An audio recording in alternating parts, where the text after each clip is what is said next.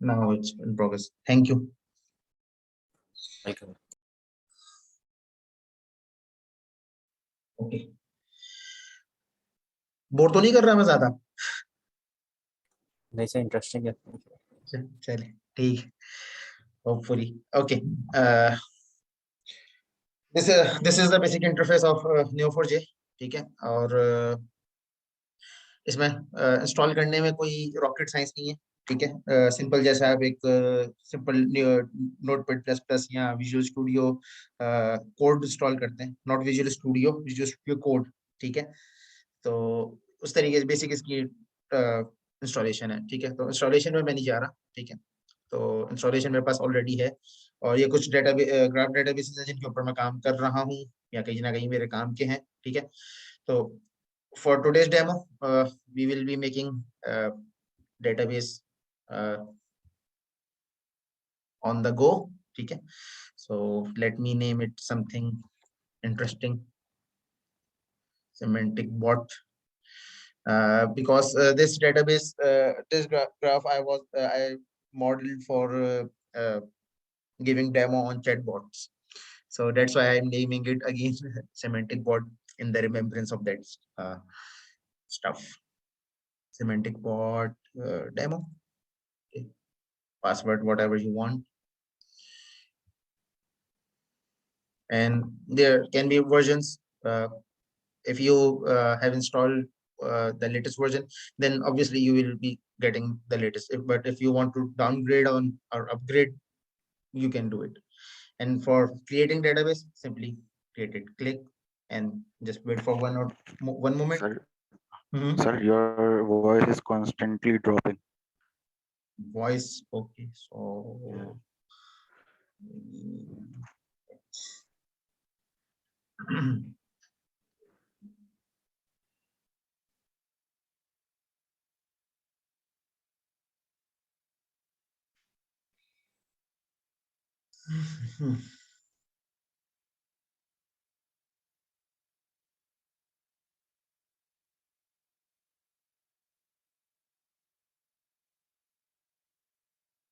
it's not showing any warning to me. मेरे हिसाब से मेरा नेटवर्क तो ठीक चल रहा है।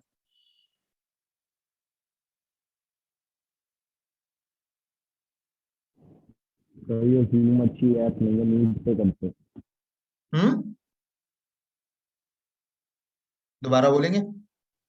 मैं ये कह रहा था कि जूम पे थोड़े इश्यूज हैं, नीट ज्यादा सही रहती है। वैसे रिकॉर्डिंग ये हो रही है, तो रिकॉर्डिंग में होपफुली अगर कोई चीज इन केस मिस हो जाती है तो रिकॉर्डिंग आपको मिल जाएगी, ठीक है। तो रिकॉर्डिंग में जहाँ पे आपको लग रहा है कि पॉइंट मिस हुआ है, तो आप उसको कैच कर सकते हैं, ठीक है। ये अगर Okay, sir. Okay. मेरे इंटरनेट का अगर इशू होता तो वार्निंग देने लग जाता है लेटेंसी की। And then I think it's on my side. maybe okay. Okay, coming back to the stuff, हमने डेटाबेस बना लिया, ग्राफ डेटाबेस, ठीक है। अच्छा, इसके ऊपर जब आप क्लिक करेंगे तो इसकी सारी डिटेल्स आपके पास आ जाएंगी, ठीक है।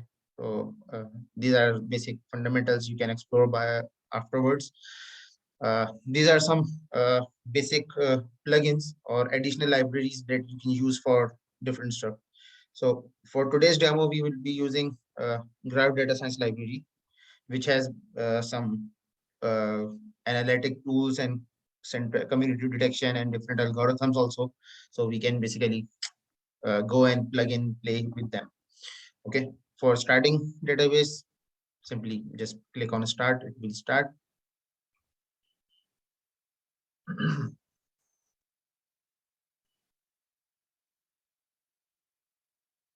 Wait for a moment.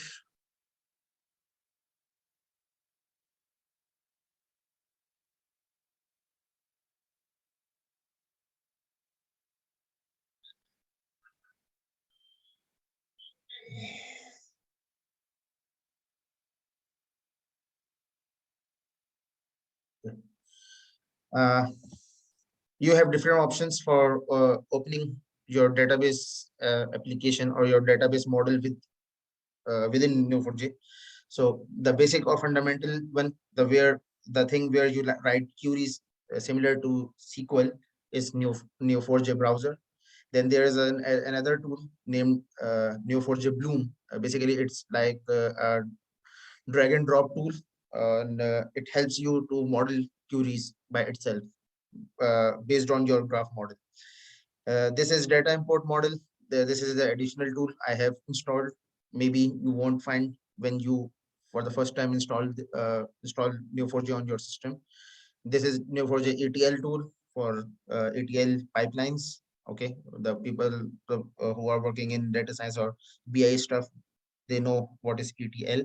And there's also a dashboarding tool like Tableau, so you can also make some stuff. And this is also the additional tool which I have installed for on my system. Okay, so you will get Neo4j browser, Neo4j Bloom, and Neo4j ETL tool, hopefully. If not, you can install, you can just Google it and you can install. There's just, you have to just write one URL and there you can get the application. Okay, so I'm going with Neo4j browser because I want to show you some queries and model some queries. Okay, are you able to see my Neo4j browser screen? Yes, sir. Okay. Okay, before getting into this, let me just mention some points. Okay, Neo4j की अपनी खुद की एक Curie language है, ठीक है। जैसे हम लोग MySQL और SQL सर्वर या SQL मैनेजमेंट सर्वर जो है, ठीक है, उसकी ये SQL क्यूरी लैंग्वेज है, ठीक है। इस तरीके से Neo4j की अपनी क्यूरी लैंग्वेज है जिसका नाम साइफर क्यूरी लैंग्वेज है, ठीक है। यहाँ पे आपको लिखा हुआ नजर भी आ रहा होगा साइफर बेसिक्स, ठीक है।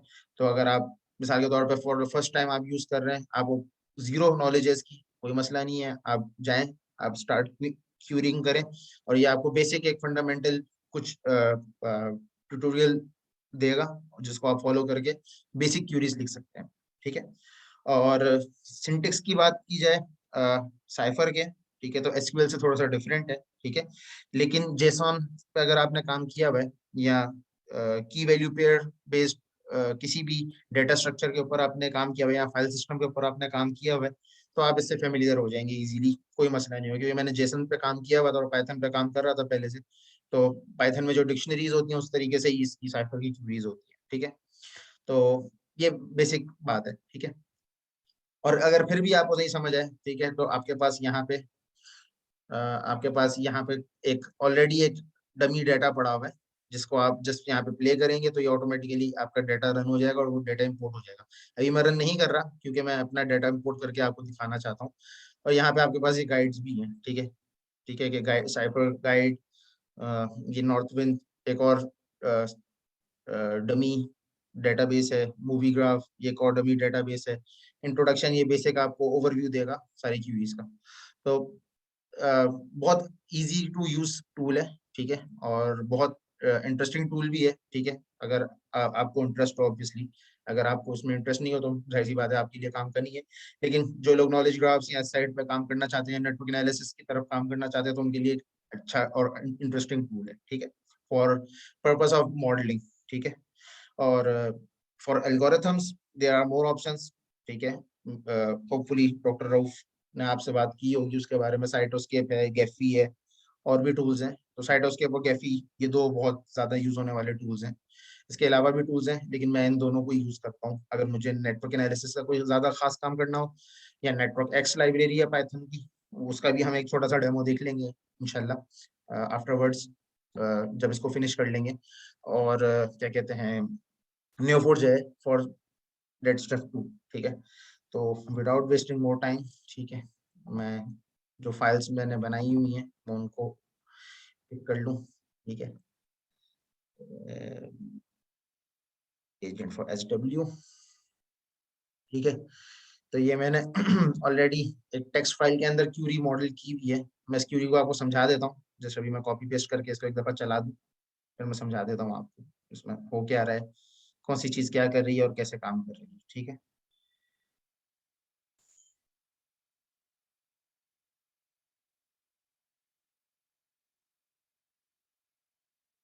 Okay,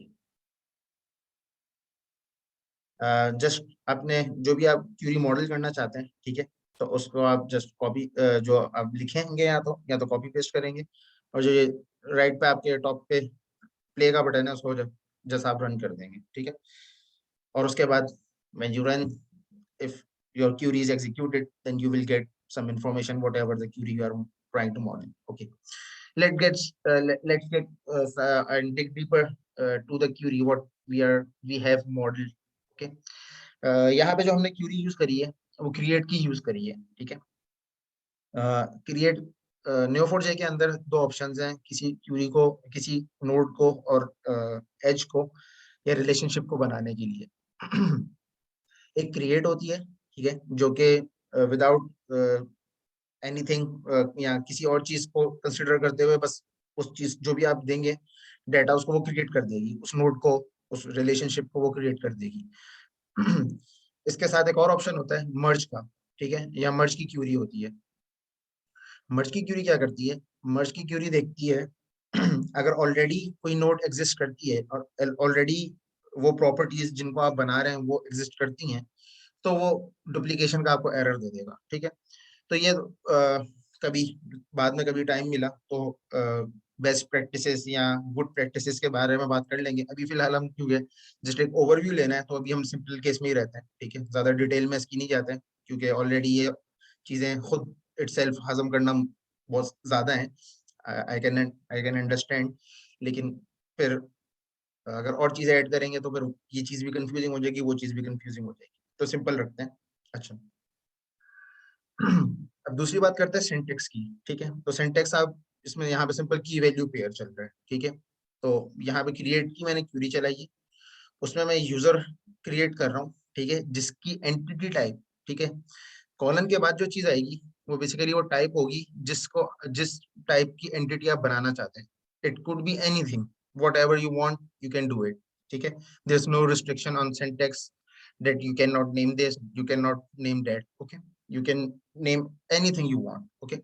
So here I'm basically making an instance of person whose reference variable which I want to use in this specific query is user1, okay. Then what properties it consists or this person will have, these properties will be mentioned between the curly braces like we have in JSON, okay. So again, key value pair, name, value, position, value, score, value. So we are making key value pairs of the properties we want to have in our entity, okay. Once you have run this query successfully, you will see something like this, okay.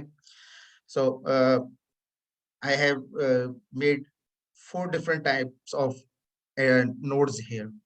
One is person, one is company, one is skill, and one is project. In the relationships which I have modeled between these entities is employee at, because person is employee at company, okay, and person has a skill. So this for mentioning or representation of skill, I have used a relationship of has skill. And person is leading project, or person could be leading project, so person is leading at project and working at. So if person is also working at company, okay. If you don't know or don't have, you have just this query and you want, okay, I want to model a few queries but I don't know syntax, then Neo4j helps you out easily.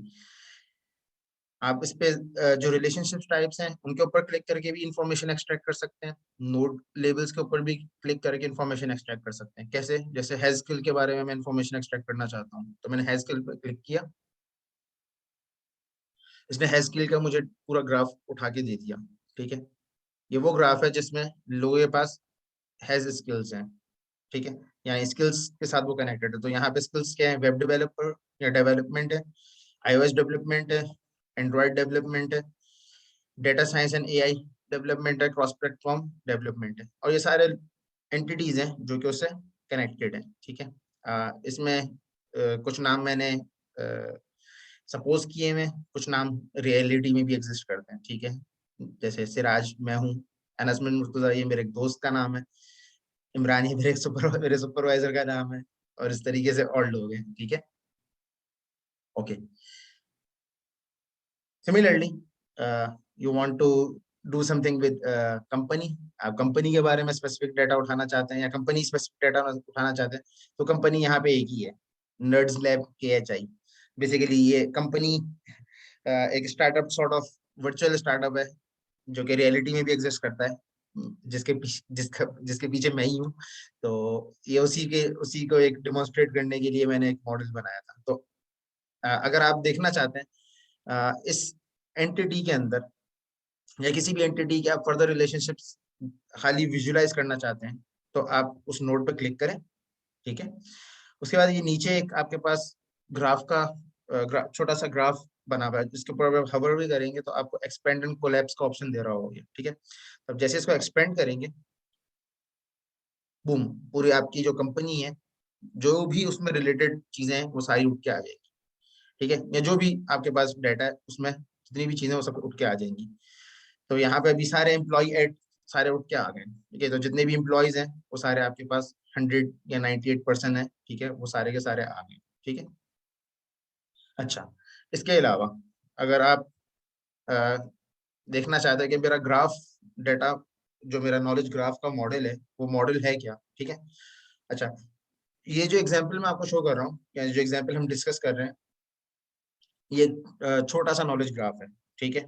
और इसको आप property graph की definition के ऊपर भी map कर सकते हैं, लेकिन मैं इसको नॉलेज ग्राफ कहूंगा क्योंकि इसमें मैंने जो कॉन्टेक्स्ट मॉडल किया है वो मैंने ट्रिपल्स के लिहाज से ही किया हुआ है, ठीक है। तो जो डेफिनेशन हमने स्टार्टिंग में डिस्कस करी है वही डेफिनेशन को हम यूज कर रहे हैं आप, ठीक है।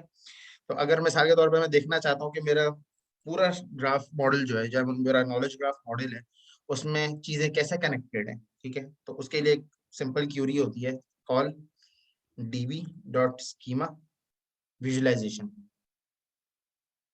तो आप इसको करेंगे तो ये आपको पूरी कंपनी पूरी चीजें उठा के दे देगा।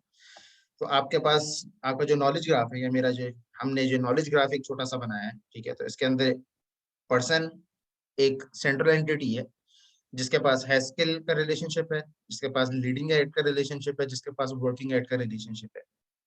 अच्छा, लीडिंग एड का रिलेशनशिप मैंने किस सेंस में रखा हुआ है यहाँ पे फिलहाल, ठीक है, जस्ट फॉर एग्जांपल समझा रहा हूँ कि हम समटाइम्स कंपनीज के अंदर और यूजुअली कंपनीज के अंदर होता है इंटरनल रैंकिंग सिस्टम होता है कि employee of the month, employee of the year, employee of the team, ठीक है। तो उस टाइप के स्किल्स को मैनेज करने के लिए मैंने ये लीडिंग एड का रखा हुआ है। और इसके ऊपर इसमें बेसिकली स्कोर है कि जो बंदा जितना अच्छा काम कर रहा है उसका कुछ ना कुछ स्कोर होगा जिसको हम मेंटेन कर रहे होंगे, ठीक है। और ये कंपनी है तो person obviously is working at company, so he is the employee of that company, and person is leading project either or is working at project, so there could be two relationships, or in the same time there could be two relationship or single relationship। जैसे ये हो सकता है कि एक बंदा खाली वो काम कर रहा है किसी प्रोजेक्ट पे, जो कि यूजुअली होता है, और अगर टीम लीड है मिसाल के तौर पे, ठीक है, या प्रोजेक्ट लीड है, तो प्रोजेक्ट पे वो काम भी कर रहा है, वो उसको लीड भी कर रहा है। तो जो टीम लीड होगा या प्रोजेक्ट लीड होगा उसके दोनों रिलेशनशिप्स आपके नॉलेज ग्राफ के अंदर होने चाहिए, ठीक है।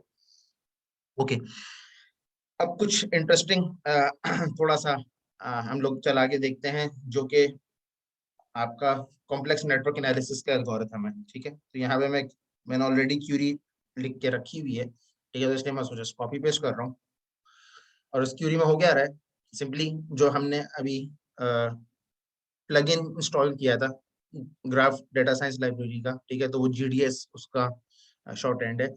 तो GDS में से हम लोग जैसे नॉर्मल ऑब्जेक्ट ओरिएंटेड के अंदर हम लोग करते हैं, उसमें से अल्फा में से लिंक प्रेडिक्शन में से प्रेफरेंशियल अटैचमेंट एल्गोरिथम उठा रहे हैं। अच्छा, प्रेफरेंशियल अटैचमेंट एल्गोरिथम अगर आप में से किसी को ना पता हो तो preferential attachment algorithm is simple, और the theory behind the scene of preferential attachment algorithm is simple. It says कि अगर कोई नोड है, ठीक है, या अगर कोई एंटिटी है किसी सिस्टम के अंदर या किसी एनवायरनमेंट के अंदर, तो जितना वो चीज फेमस होगी उतनी वो चीज को ज्यादा स्कोर दूंगा मैं, ठीक है। मिसाल के तौर पे जैसे मशहूर होता है कि एक कॉलेज में या स्कूल में या यूनिवर्सिटी में एक मशहूर लड़का होता है, या किसी भी वजह से कोई मशहूर टीचर होता है, ठीक है। तो अगर हम प्रोफेशनल अटैचमेंट के लिहाज से बात करें तो professional attachment algorithm will give him more score as compare to me. Why? Because he is already famous in the network we are visualizing, we are taking care, or we are exploring, ठीक है। तो यहाँ पे मैंने फिलहाल for just for the dummy purpose Siraj और इमरान, ठीक है, मैंने अपने सुपरवाइजर अपने बीच में लिंक प्रेडिक्शन का ये आपका प्रोफेशनल अटैचमेंट एल्गोरिथम अप्लाई किया है, और ये स्कोर रिटर्न करेगा हम दोनों के बीच में। अगर हम दोनों की प्रोफेशनल अटैचमेंट अगर चेक करनी हो तो उसका क्या स्कोर होगा, ठीक है। तो इट वुड बी 24, ठीक है।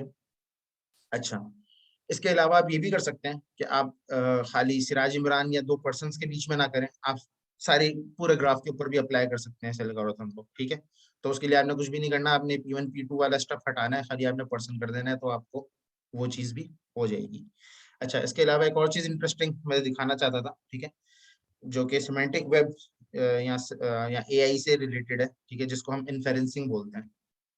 अच्छा, यहाँ पे अब जब मैंने ये क्यूरी लिखी है तो यहाँ पे आपको पास मेरे पास जिगजैग लाइंस आ रही हैं, ठीक है। इन जिगजैग लाइंस आने का मतलब ये होता है कि जो क्यूरी अब आप चलाना चाहते हैं, this query will basically traverse whole of your network and then it will return results, so results में डिले, ठीक है। तो ये एक तरीके की वार्निंग होती है कि आप जो क्यूरी चलाना चाहते हैं या जो आप चेक करना चाह रहे हैं चीजें, मिसाल के तौर पर सिराज और इमरान का डायरेक्ट कोई कनेक्शन नहीं है, लेकिन क्योंकि आप फाइंड करना चाह रहे हैं तो मैं कर दूंगा, लेकिन मैं पूरे नेटवर्क को ट्रैवर्स करूंगा, ठीक है। या पूरा आपका जो ग्राफ है, या ग्राफ नेटवर्क है या नॉलेज ग्राफ है, उसको मैं ट्रैवर्स करूंगा। So we have small knowledge graph, so we have no problem with this, we can go ahead. Okay, तो जैसे ये क्यूरी चलाऊंगा तो ये सिराज और इमरान, जो कि दो इंडिपेंडेंट बज़ाहिर एंटिटीज हैं जिनके आपस के बीच में कोई लिंक नहीं है, तो उसने मुझे लिंक स्टैब्लिश करके दे दिया, ठीक है, जो कि शॉर्टेस्ट पाथ एल्गोरिथम से कर रहा है। और इसमें जो शॉर्टेस्ट पाथ एल्गोरिथम ये अप्लाई कर रहा होता है वो बेसिकली डाइजेस्टर एल्गोरिथम होता है, ठीक है। आप लोग होपफुली एआई तो पढ़ के आए हैं, तो आप लोगों को डाइजेस्टर एल्गोरिथम पता होगा कि ग्रीडी एल्गोरिथम है, ठीक है, और ग्राफ्स के ऊपर अप्लाई होता है, वेटेड ग्राफ्स के ऊपर अप्लाई होता है। और यहाँ पे हम वेट को बाय डिफॉल्ट वेट अभी हम लोग कोई इसको नहीं दे रहे, तो ये इंटरनली खुद ही एक वेट एज्यूम करके ये काम हमारे लिए कर देगा, ठीक है। Otherwise we can also give him give the system score or something like that, so it can easily track down or filter out the things or entities based on the score, okay। तो अगर मिसाल के तौर पे दो आपकी entities है जिनके बीच में आप रिलेशनशिप कनेक्टिविटी फाइंड करना चाहते हैं और वो डायरेक्टली कनेक्टेड नहीं है, तो नॉलेज ग्राफ्स के अंदर या ग्राफ्स के अंदर आप वो इजीली कर सकते हैं, ठीक है। जो कि अगर आप ये इतनी छोटी सी क्यूरी जो लिखी है, अगर आप इस चीज को एसक्यूएल में करने जाएंगे, ठीक है, पॉसिबिलिटी उसमें भी है, लेकिन उसमें दो तीन ज्वाइंस लगा के आपको ये काम करना पड़ेगा। पहले तो सिराज जिस भी टेबल में है उससे उठाना होगा, ठीक है, फिर इमरान जिस टेबल से उसको उठाना होगा, इन दोनों को उठा के फिर ज्वाइन करके फिर आपको फाइनल रिजल्ट मिलेगा, ठीक है। तो न्यू4j या साइफर क्यूरी लैंग्वेज की अच्छी बात ये भी है कि इसका सिंटैक्स ऑप्टिमाइज्ड है, या बेहतर है, और इसके अलावा ओवरऑल भी साइफर का जो क्यूरी इंजन है वो ज्यादा ऑप्टिमाइज है, ज्यादा बेहतर ऑप्टिमाइज्ड है as compare to SQL. But it doesn't mean कि एसक्यूएल को हम छोड़ दें, एसक्यूएल बेकार चीज है। एसक्यूएल की अपनी वर्थ है, वो अपनी जगह एग्जिस्ट करती है, मार्केट वैल्यूज की है, और वो यूज होती रहेगी। उसमें अपने जो खसूसियात हैं या जो उसके अंदर हम काम करते हैं वो ऑलरेडी हम वो करते रहेंगे, ठीक है। लेकिन अगर हम ग्राफ्स की बात कर रहे हैं या हमारे पास ग्राफ का सिनेरियो है या नॉलेज ग्राफ्स की स्पेसिफिक बात कर रहे हैं, तो हम एसक्यूएल में नहीं जाएंगे। एसक्यूएल उसमें हमारे लिए बहुत ज्यादा टाइम कंज्यूमिंग हो जाएगी, और कुछ क्यूरीज पे इवन शायद वो रिजल्ट हमें दे भी नहीं, ठीक है, टाइम कुछ टाइम वेट करने के बाद भी, ठीक है। तो एग्जॉस्ट हो सकता है उसका इंजन। लेकिन ग्राफ डेटाबेसिस के अंदर ये काम करना बहुत ईजी है, कोई मसले की बात नहीं है। यहाँ तक क्लियर है? यहाँ तक किसी को कोई कंफ्यूजन हो, कोई प्रॉब्लम हो, कोई क्यूरी हो, anything?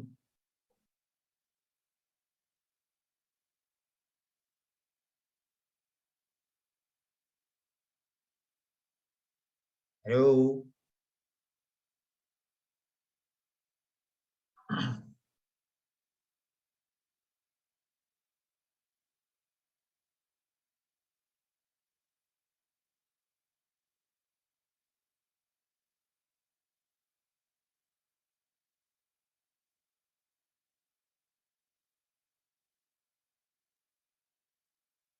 I think I should restart meeting.